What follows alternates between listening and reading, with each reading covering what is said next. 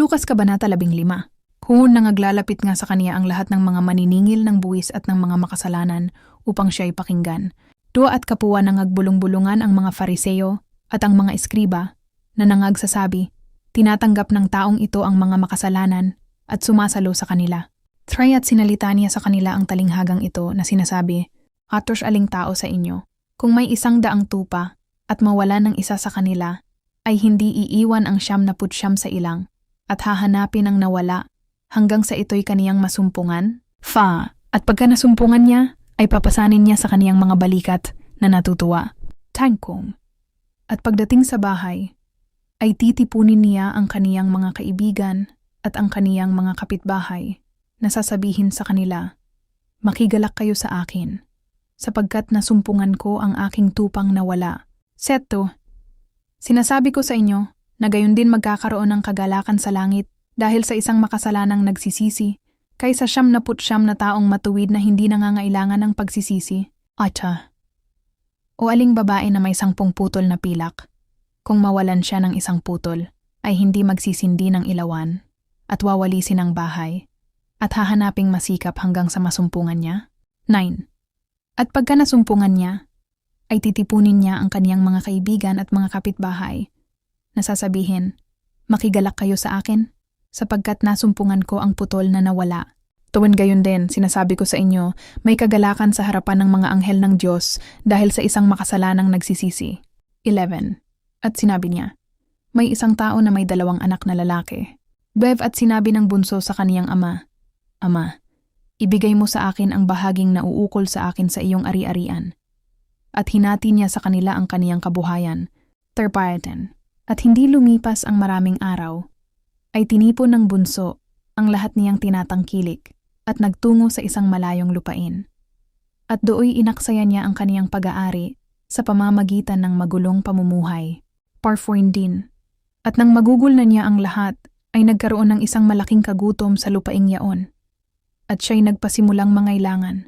15. At siya'y yumaon at nakisama sa isa sa mga mamamayan ng lupaing yaon. At siya'y pinapunta nito sa kaniyang mga bukirin upang magpakain ng mga baboy. 16. At ibig sana niyang mabusog sa mga ipa na kinakain ng mga baboy.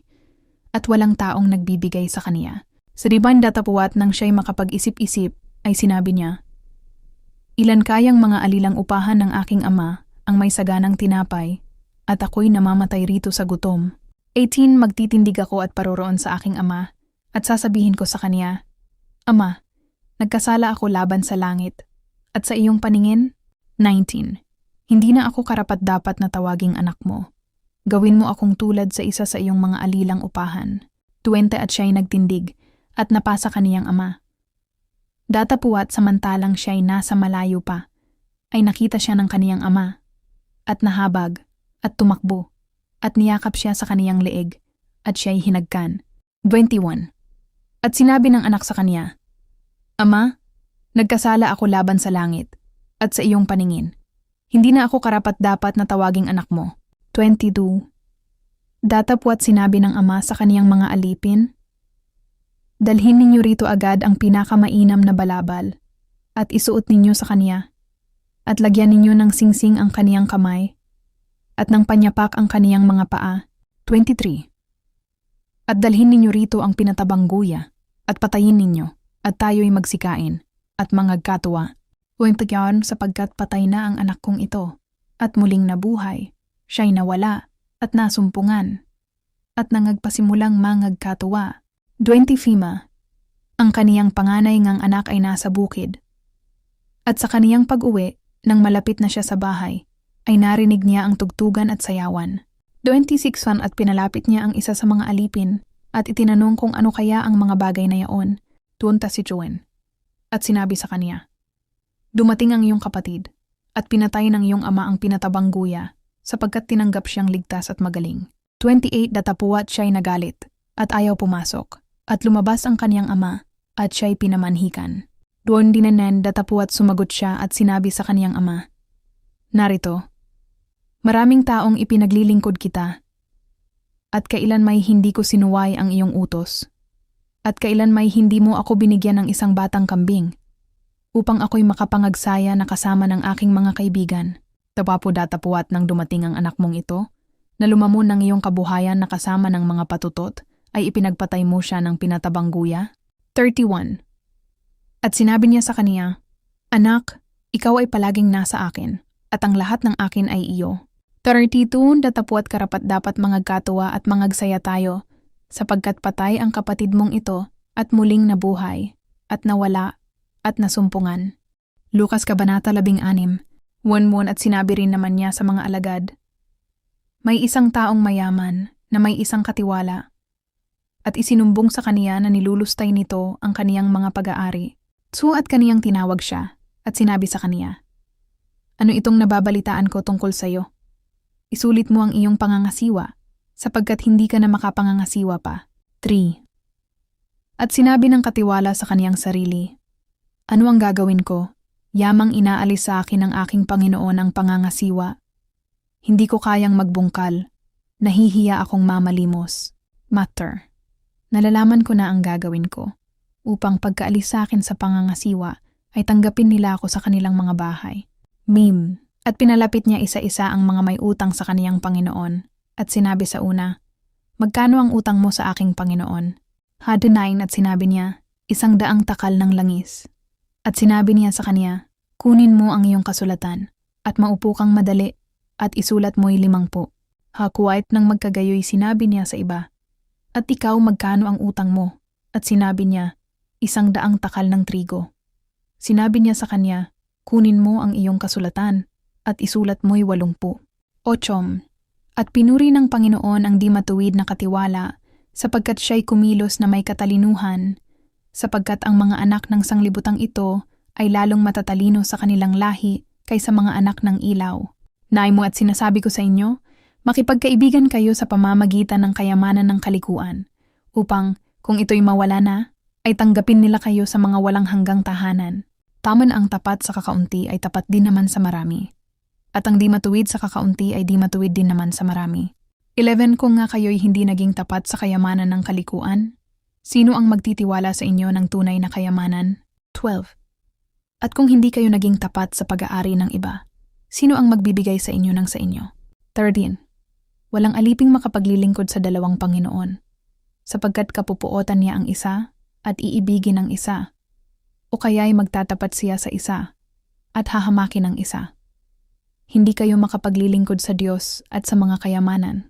Parnan at narinig ng mga Fariseo na mga maibigin sa salapi ang lahat ng mga bagay na ito, at siya'y kanilang tinutuya.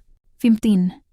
At sinabi niya sa kanila, Kayo ang mga nagpapaaring ganap sa inyong sarili sa paningin ng mga tao, datapuat nalalaman ng Diyos ang inyong mga puso, sapagkat ang dinadakila ng mga tao ay karumaldumal sa paningin ng Diyos. Sanyan ang kautusan at ang mga propeta ay hanggang kay Juan. Mula noon ay ipinangangaral ang ebanghelyo ng kaharian ng Diyos, at ang bawat tao ay pumapasok doon na may pagpipilit. 70. Datapuat lalong magaan ang paglipas ng langit at ng lupa kaysa mahulog ang isang kudlit ng kautusan. 18. Ang bawat humihiwalay sa kaniyang asawa at mag-asawa sa iba ay nagkakasala ng pangangalunya, at ang mag-asawa sa babaeng hiniwalayan ng asawa ay nagkakasala ng pangangalunya. 19. May isang taong mayaman, at siya'y nararamtan ng kulay ube at pinong lino, at nagdiriwang araw-araw na may kasayahan. 20. At may isang pulubing nagngangalang Lazaro na puno ng sugat na inilalagay sa kaniyang pintuang daan. 21. At naghahangad mapakain ng mga mumo na nangalalaglag sa dulang ng mayaman. Oo. At lumalapit pati ng mga aso at tinidilaan ang kaniyang mga sugat. 22. At nangyari na namatay ang pulubi, at siya'y dinala ng mga anghel sa sinapupunan ni Abraham. At namatay rin naman ang mayaman at inilibing. 23. At sa Hades na nasa mga pagdurusa, ay itiningin niya ang kaniyang mga mata, at nakita sa malayo si Abraham, at si Lazaro sa kaniyang sinapupunan. 24. At siya'y sumigaw at nagsabi, Amang Abraham, mahabag ka sa akin, at suguin mo si Lazaro upang kaniyang isawsaw sa tubig ang dulo ng kaniyang daliri, at palamigin ang aking dila, sapagkat naghihirap ako sa alab na ito. 21.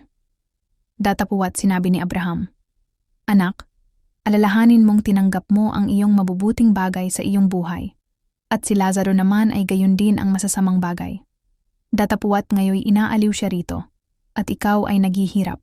26. At bukod sa lahat ng ito, ay may malaking bangin na nakalagay sa pagitan namin at ninyo, upang ang mga magibig tumawid mula rito patungo sa inyo ay hindi makatawid, at gayon din naman mula riyan patungo sa amin. 27. At sinabi niya, isinasamo ko nga sa iyo, Ama, na siya'y iyong suguin sa bahay ng aking ama.